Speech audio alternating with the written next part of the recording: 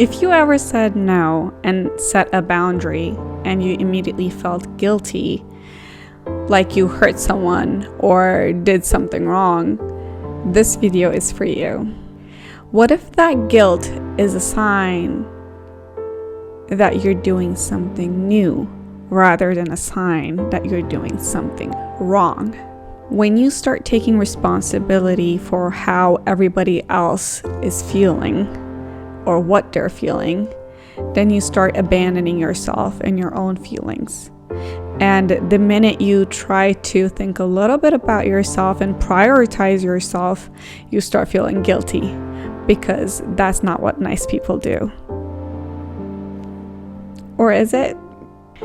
So in these moments, when the guilt is creeping up on you, when you're about to do something for yourself or set a boundary or say no to someone, pause for a moment. Ask yourself, did I actually do something wrong? Or did I just do something unfamiliar? Like putting myself first. Stop over-explaining. You don't need a full emotional report to justify your boundary. Calm no is enough. Don't go try to explain yourself so that they can finally understand you and don't get mad at you for your decision and relieve you from this guilt. Nobody put that guilt in there. You are feeling guilty. It's a thought.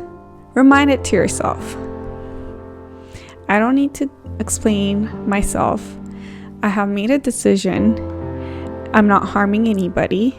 I am prioritizing myself right now, or prioritizing my child right now. So no, I can't come right now. I can't give you a call. I can't show up to your birthday party. Sometimes sit and ask yourself too, is it really that you can't or you don't want to? If that's the case, then you say that. I don't want to show up. I will pass this. You don't need to give further explanations. The more you're gonna try to explain it to others, the more you are gonna find yourself deeper in that situation. It's gonna get sticky.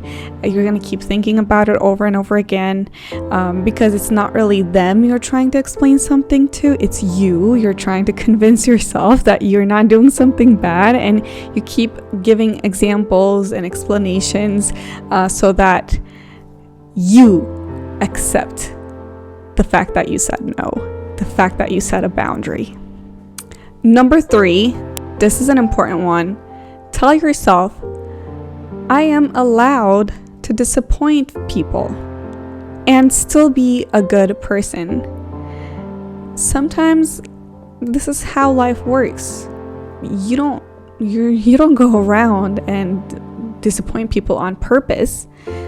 You make a decision, and unfortunately, in the end of that decision, somebody might not feel so good.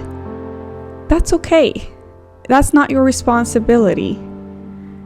I wish everybody felt good all the time, but that's not the case. And that's not something for you to solve. Tune in to what you need. What feels right for you, even if it might not be the right thing for that person. Focus on your own values. Again, what feels right for you. Next, let guilt come and go without reacting to it. The more attention you give to it, the more it's gonna linger around.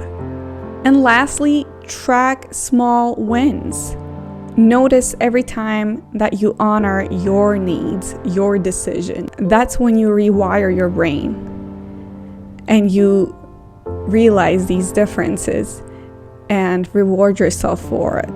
Notice them, pay attention to them. That was really difficult for me, but I did it. I took that step, I made that decision, and I stuck behind it. The guilt you're feeling is the fixer, the peacemaker the good one. You know, those old habits you had, the familiar ones that were always around all these years. I mean, they served you good, didn't they? Did they really? So that's where that guilt is coming from. That's the base of the guilt. But you need to remind yourself, you're not harming anybody. That's not your intention. You are not responsible for everyone's emotional weather. You are allowed to choose peace without needing approval. And the guilt, let it come. It's not the truth. Just let it come and let it go.